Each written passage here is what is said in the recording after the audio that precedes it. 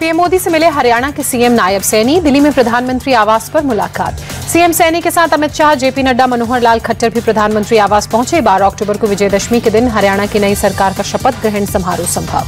प्रधानमंत्री से मुलाकात के बाद सीएम सैनी ने कहा, पीएम मोदी की नीतियों की वजह से जीते, हरियाणा ने मोदी की नीतियों पर मुहर लगाई। अनिल विज के सीएम बनने वाले बयान पर नायब सिंह सैनी ने कहा, वो हमारे नेता हैं, उन्होंने कुछ कहा है तो उनका हक है। कांग्रेस की ओर से ईवीएम पर सवाल उठाने पर सैनी ने कहा, मैंने पहले ही कहा था ईवीएम पर सवाल उठेंगे। कांग्रेस चुनाव में झूठ का बवंडर खड़ा कर रही थी। हरियाणा और जम्मू कश्मीर के नतीजों पर राहुल गांधी का पहला बयान आया सामने। जम्मू कश्मीर में इंडिया की जीत को संविधान की जीत बताया। कहा, हरियाणा के अप्रत्याशित नतीजों का विश्लेषण कर रहे हैं।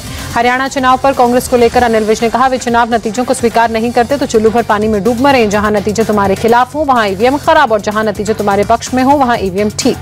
हरियाणा में आम आदमी पार्टी का खाता नहीं खुलने पर अनिल विज ने कहा, मैंने बार बार कहा है कि आम आदमी पार्टी का नाम बदलकर जमानत जब्त पार्टी हो गया है। चुनाव में तालमेल नहीं होने के कुमारी शैलजा के आरोपों पर भूपेंद्र हुड्डा का पलटवार। कहा, तालमेल रखना सबका काम, मतभेद हो सकते हैं, मनभेद नहीं थे।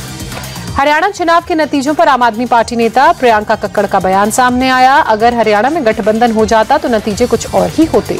हरियाणा को लेकर संजय राउत ने कहा, हरियाणा में इंडिया गठबंधन नहीं बन पाया था।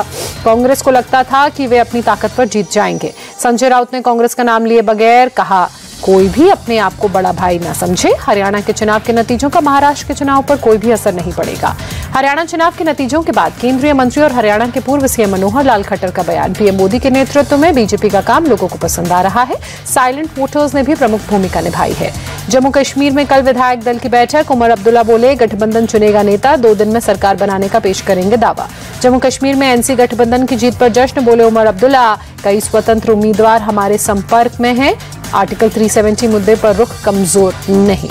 उमर अब्दुल्ला ने कहा, हमारे और दिल्ली में फर्क, सरकार गठन होते ही पहला संकल्प जम्मू कश्मीर को राज्य का मिले दर्जा, पीएम को पेश किया जाएगा प्रस्ताव। उमर अब्दुल्ला ने बीजेपी पर निशाना साधा। कहा, बीजेपी की राजनीति को स्वीकार नहीं करेंगे। बीजेपी के साथ प्रतिद्वंदिता जारी रहेगी, लेकिन केंद्र सरकार से करेंगे समन्वय।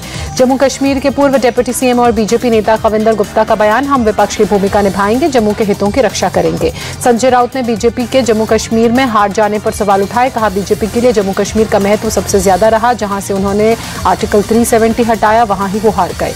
जम्मू कश्मीर में आम आदमी पार्टी का खाता खुलने पर कल डोडा जाएंगे केजरीवाल। धन्यवाद रैली को करेंगे संबोधित।